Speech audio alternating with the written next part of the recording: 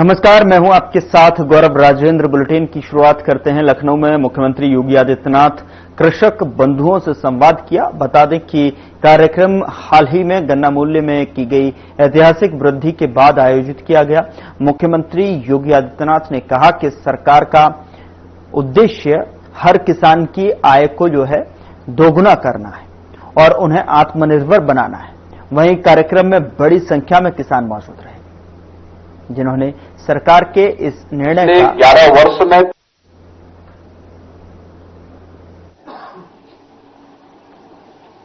भारत का अन्नदाता किसान खुशहाली की एक नई राह चला है।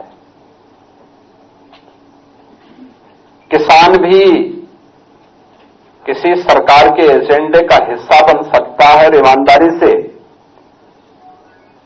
उसको ध्यान में रख करके शासन की योजनाएं बनेंगी।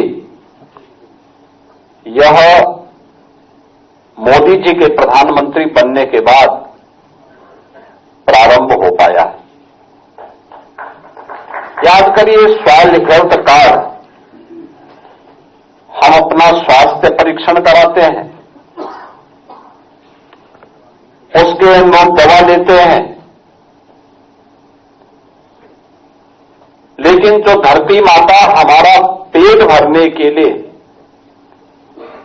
अन्न पैदा करती है, उस धरती माता के उपचार के लिए कोई भी व्यवस्था हमारे पास नहीं थी। उनके हेल्थ कार्ड के लिए कोई भी ऐसा तंत्र हमारे पास नहीं था। पहली बार मोदी जी के आगमन के बाद पूरे देश के अंदर स्वास्थ्य हेल्थ कार्ड की व्यवस्था प्रारंभ हुई। अन्नदाता किसानों के लिए अनेक योजनाएं, कृषि बीमा की योजना, प्रधानमंत्री कृषि सिंचाई की योजना, एमएसपी की योजना, वन नेशन वन मंडी की योजना और प्रधानमंत्री किसान सम्मान निधि की योजना। याद करिए, एक लंबी श्रृंखला है। आज अन्नदाता किसान अपनी उपज को देश के अंदर किसी भी मंडी में ले जाता है, उसमें कोई टैक्स नहीं लगता। आज अन्नदाता किसान को सालाना 6,000 रुपये प्रधानमंत्री मोदी जी की ओर से दिया जाता है, जिससे वो अपनी रोजमर्रा के कार्यों के लिए साहूकार पर निर्भर न रहे। देश के अंदर 12 करोड़ किसान इस योजना का लाभ प्राप्त कर रहे हैं। प्रधानमंत्री मोदी जी की प्रेरणा से हम लोगों ने 2017 में सत्ता में आने के बाद अन्नदाता किसानों के हितों के लिए जो कार्य प्रारंभ किए,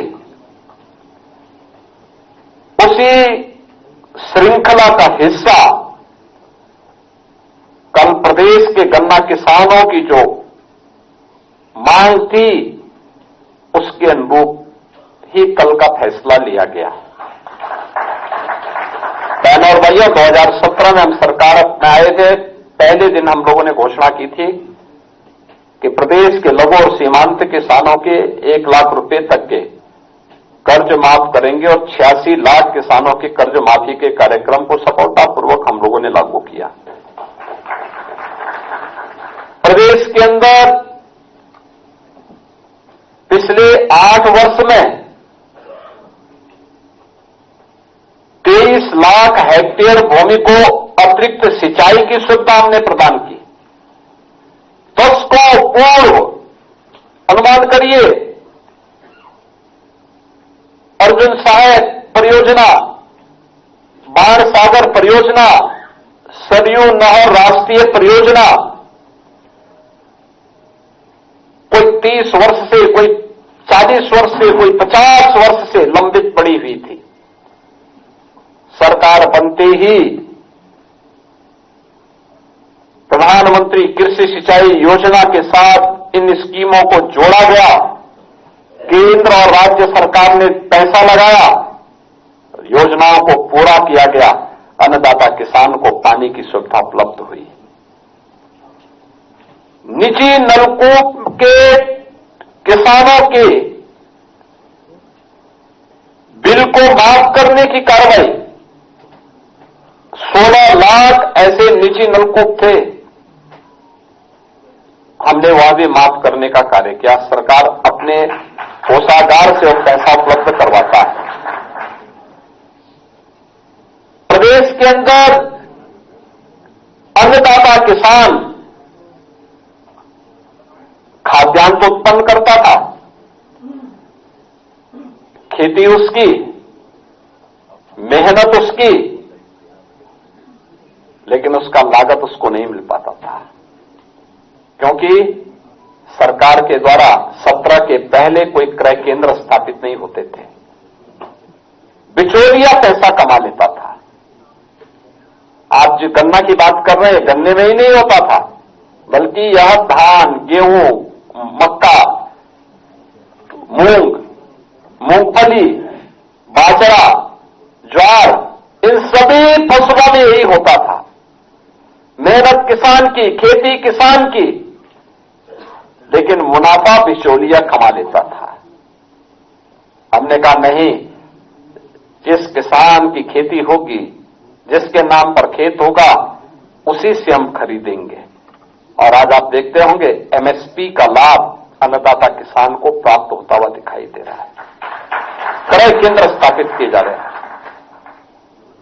उसमें भी सरकार अपने स्तर पर कुछ न कुछ नया करने का कार्य करती है। आपने देखा होगा, जो अभी चौधरी साहब कह रहे थे कि पिछले 8 साढ़े 8 वर्ष के अंदर हम लोगों ने गन्ना किसानों का प्रति या कुंटल 85 रुपये की वृद्धि की है। 85 रुपया, यानी सीधे सीधे पैसा गन्ना किसानों के पास जा रहा है। लेकिन इसमें इससे पहले ट्रांसपेरेंसी को भी ध्यान दिया गया। पिछली सरकारों ने गन्ना की खेती 17 के पहले एक घाटे का सौदा बन चुकी थी। उत्तर प्रदेश वैसे बीमारू नहीं बना था। अन्नदाता किसानों की उपेक्षा करके, अन्नदाता किसानों को अपमानित करके कोई राज्य, कोई देश समृद्ध नहीं हो सकता। और यही तो चौधरी चरण सिंह जी ने कहा था। पूर्व प्रधानमंत्री चौधरी साहब यही कहते थे कि देश के विकास का रास्ता गांव के खेत और खलिहानों से होकर के जाता है। ये वैसे ही नहीं कहते थे, इसके पीछे का भाव था कि अन्नदाता किसानों को आप खुशहाल रखेंगे, उनको समृद्ध करेंगे, तो ये विकास के पथ पर देश को आगे बढ़ाने का काम करेंगे। और यही कार्य हम लोगों ने इन सभी को मिलाकर के आगे करने का काम किया। गन्ना किसानों के लिए भी इस प्रकार की स्कीम, 17 के पहले क्या स्थिति थी? हम लोग 17 में आए थे, 2009-10 से लेकर के 2016-17 तक का गन्ना मूल्य का भुगतान बाकी था। चीनी मिलें बंदी के कगार पर थी और बामुश्किल 108 से 110 चीनी मिलें ही चल पाती थी। जो चीनी मिलें भी थी, उनकी क्षमता की स्थिति बहुत खराब थी और अनमनस्क भाव के साथ कोऑपरेटिव, फेडरेशन और निजी क्षेत्र की चीनी मिलें चल रही थी। लगातार सिकुड़ता जा रहा था, खेती का दायरा सिकुड़ता जा रहा था। उत्तर प्रदेश, याद करिए, खाद्यान्न में नंबर 2, नंबर 3 स्थान पे आ गया, गन्ना में नंबर 3 स्थान पे चला गया। सबसे अच्छी उर्वरा भूमि, सबसे अच्छी जल संसाधन, लेकिन उत्पादन में नंबर 3 पर, क्योंकि किसान उपेक्षित था, हताश था, निराश था, आत्महत्या करता था। ये बीमारू जो राज्य बना, इसके पीछे सत्ताधारी दलों की बीमार मानसिकता थी, जो किसानों को भी उपेक्षित, अपमानित करता था, और परिणाम था वे प्रदेश को लूटने में व्यस्त थे, अपने परिवार को आगे बढ़ाने में मस्त थे। उनको प्रदेश की चिंता नहीं थी, प्रदेश के विकास की चिंता नहीं थी।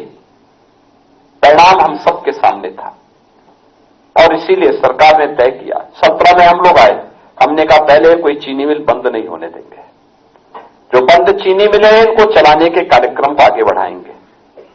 चीनी मिलों का विस्तारीकरण होना चाहिए, उनका मॉडर्नाइजेशन की कार्रवाई उनके साथ होनी चाहिए, नई चीनी मिलें लगनी चाहिए। और अब आप देख रहे होंगे ज्यादातर चीनी मिलों ने, केवल चीनी मिल ही नहीं, 42 चीनी मिल तो ऐसी हैं जिन्होंने अपनी क्षमता को विस्तार किया, डबल किया है, क्षमता को विस्तार किया है। उधर लखनऊ में पुलिस महानिरीक्षक कानून एवं व्यवस्था LR कुमार ने रन फॉर यूनिटी के संबंध में प्रेस कॉन्फ्रेंस की। उन्होंने बताया कि प्रदेश में सभी कमिश्नरेट, जनपदों के मुख्यालय और थानों में ये आयोजन होगा। के अवसर पर दिनांक 31 अक्टूबर 2025 को हमारे देश की एकता, अखंडता एवं सुरक्षा को संरक्षित और मजबूत करने के प्रति देश में रन फॉर यूनिटी कार्यक्रम का आयोजन किया जा रहा है, ताकि राष्ट्रीय एकता का संदेश व्यापक रूप से प्रसारित हो। इस अवसर पर जनपदीय पुलिस को उत्तर प्रदेश पुलिस मुख्यालय स्तर से दिशा निर्देश निर्गत किए गए हैं। कार्यक्रम के दृष्टिगत प्रदेश में सभी कमिश्नरेट, जनपदों के मुख्यालय एवं उनके थानों पर रन फॉर यूनिटी रेस का कार्यक्रम आयोजन किए जाने का निर्णय लिया गया है। कार्यक्रम थाने के प्रमुख चौराहे तथा लैंडमार्क्स से प्रारंभ होगी। रेस की अवधि प्रातः 7 बजे से 10 बजे के मध्य 30 मिनट का होगा। रेस की लंबाई 1 से 1.5 किलोमीटर होगी। जनपद स्तर पर परीक्षण प्राप्त करे रिक्रूट आरक्षी इस कार्यक्रम में मुख्यालय और थाने स्तर पर प्रतिभाग करेंगे। कार्यक्रम में खेल विभाग, विद्यालय, महाविद्यालय, एनसीसी, स्काउट्स आदि छात्राओं तथा अधिकारियों, कर्मचारियों द्वारा प्रतिभाग किया जाएगा। कार्यक्रम में जनपद कमिश्नरेट में संग्राम व्यक्तियों, समाज सेवियों एवं प्रमुख स्पोर्ट्समैन के भी आमंत्रित किया जाएगा। प्रतियोगियों द्वारा तिरंगा ध्वज का भी प्रयोग किया जाएगा, ताकि कार्यक्रम के उद्देश्य राष्ट्रीय एकता एवं सौहार्द के प्रतीक बने। रन फॉर यूनिटी रेस में पिछले हिस्सों में विद्यालय एवं महाविद्यालय के छात्र छात्रों तिरंगा ध्वज लहराते हुए शामिल होंगे। कार्यक्रम स्थल के आसपास मेडिकल टीम, एम्बुलेंस की व्यवस्था की जाएगी किसी भी कंटीजेंसी को संभालने के लिए। पार्टिसिपेंट्स के लिए जल और हल्का रिफ्रेशमेंट्स का भी व्यवस्था भी होगा। रेस पर यातायात एवं सुरक्षा व्यवस्था की पुलिस कर्मियों का व्यवस्था किया गया है। Thank you.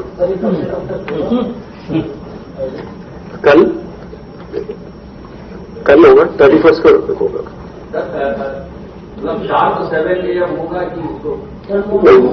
7 से 10 के बीच में उनको अरेंज करना है। 30 मिनट्स का होगा। ये 1 से 1 किलोमीटर तक रहेगा। कुछ और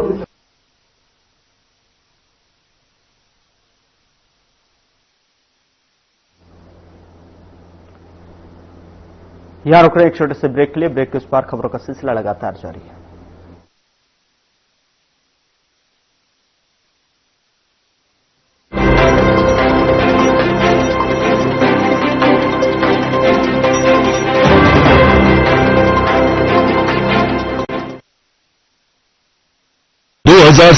में कैसा होगा विकसित भारत का विकसित उत्तर प्रदेश?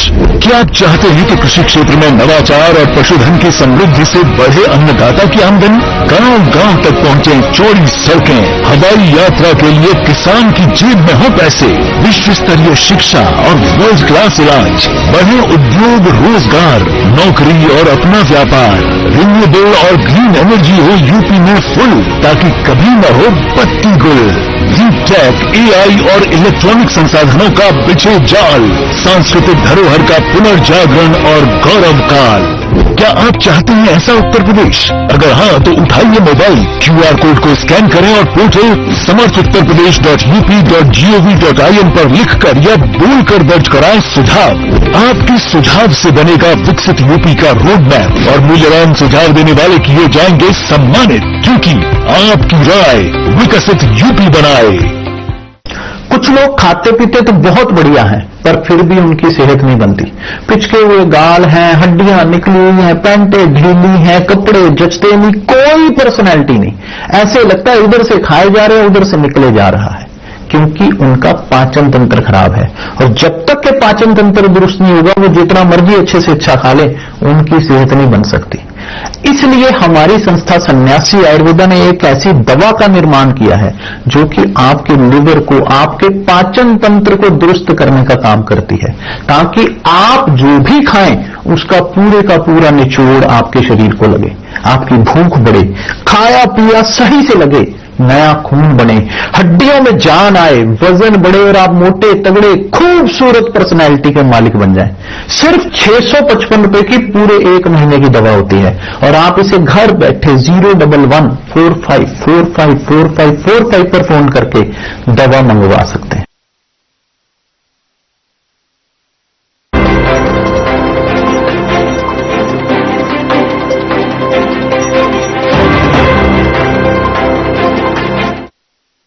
ब्रेक के बाद स्वागत है आपका। खबरों में आगे बढ़ते हैं। नई दिल्ली में आधिकारिक प्रवक्ता ने साप्ताहिक मीडिया ब्रीफिंग की। उन्होंने क्या कुछ कहा, आपको सुनाते हैं। Ladies and gentlemen, let's begin our session. The floor is open for questions. So we start from there. Shalendra. Sir, Shailendra Wangoo, news 18 India. आपने देखा होगा कि राष्ट्रपति ट्रंप जब अभी दौरे पे थे एशिया के, जहां पे उन्होंने बार बार ये दावा किया है कि ट्रेड का धमकी देके 250% ट्रेड की धमकी देके उन्होंने भारत और पाकिस्तान का युद्ध रुकवाया। और उन्होंने ये भी बार बार कहा है कि रूस से जो इंपोर्ट है ऑयल का, उसको लेकर भारत तैयार हो चुका है। इन्होंने रिपीटेडली ये बात कही है। इस पे आप क्या कहेंगे? Sir, we have seen a statement by the Organization of Islamic Cooperation on Kashmir, something that has been tradition. Any Indian reaction?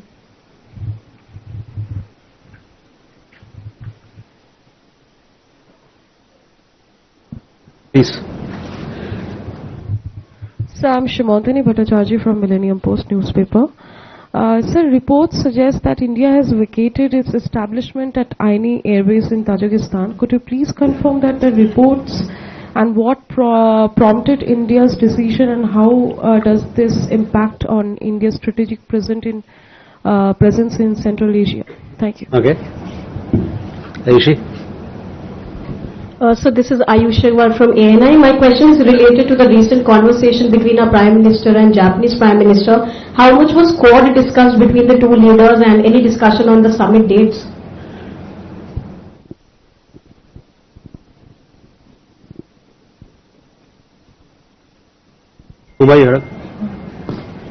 Sir, there have been reports that some Indians were deported from the US just a week or 10 days ago. So would you have number of Indians deported from the US and the UK so far? Okay. First, Shailendra, आपका सवाल देखिए, मैंने इस मुद्दे पे और इससे संबंधित मुद्दे पे मैंने स्पष्ट किया है पहले, और मैं चाहूंगा कि जो हम लोगों ने पहले बोला है और स्पष्ट किया है इस मामले में, उस पर आप ध्यान दें। Siddhant, your question regarding the statement made by OIC Secretariat, we reject those statements. They don't have any locus standi to speak on matters which are internal to India.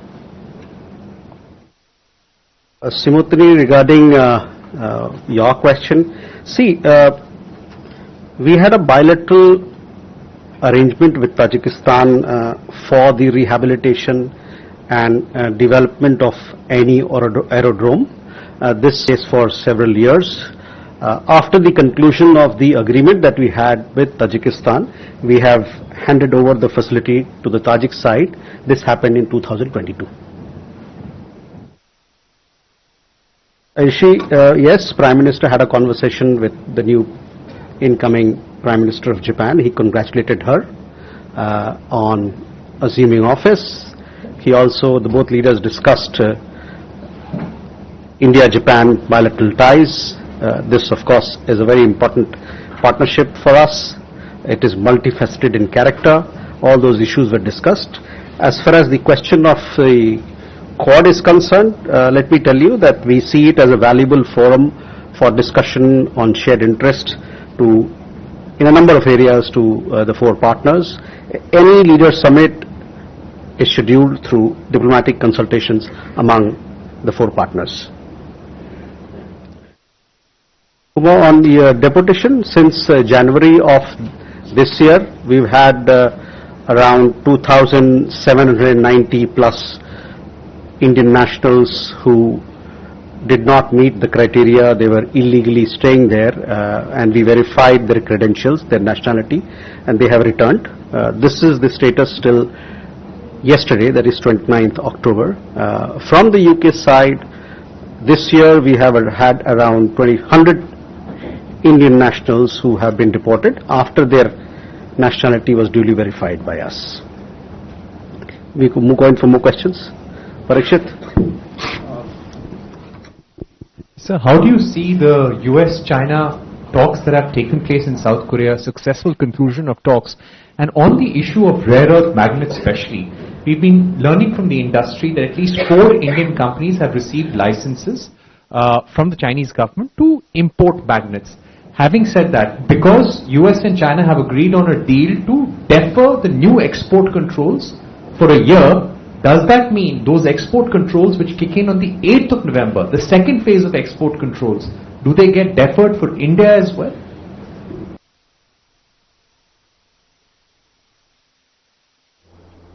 उधर प्रधानमंत्री नरेंद्र मोदी बिहार के मुजफ्फरपुर पहुंचे और इस दौरान पीएम मोदी का जोरदार स्वागत किया गया, जिसके बाद उन्होंने एक विशाल जनसभा को संबोधित किया और एनडीए के समर्थन में वोट की अपील की। वहीं पीएम मोदी ने विपक्ष पर निशाना साधा।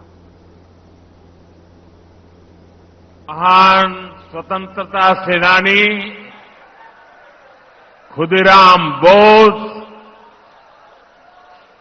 जुब्बा साहनी के वीर भूमि अपने सबके अभिनंदन करे थी। साथियों, मुजफ्फरपुर आता हूं तो सबसे पहले यहां की मिठास ध्यान खींच लेती है। यहां की लीची जितनी मीठी होती है उतनी ही मीठी आपकी बोली भी। और आपका ये प्यार इतनी बारिश के बावजूद भी मैं देख रहा हूं हुजूम आ ही रहा है।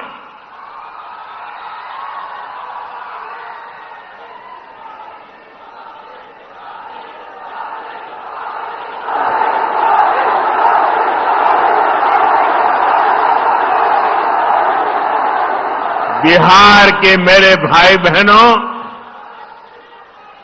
बिहार के मेरे मालिकों, मैं आपका बहुत बड़ा कर्जदार हूं। और यहां तो इतनी बड़ी संख्या में युवा आए हैं।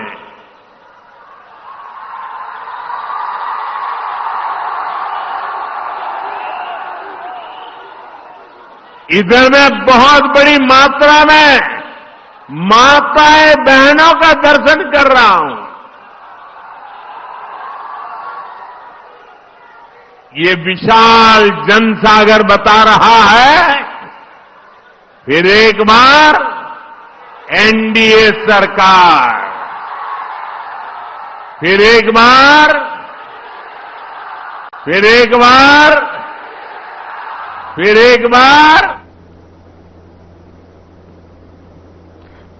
फिलहाल बुलेटिन में मेरे साथ इतना ही, लेकिन अब वक्त हो चला है डॉक्टर राकेश गुप्ता के साथ हमारे खास कार्यक्रम प्लस माइनस का।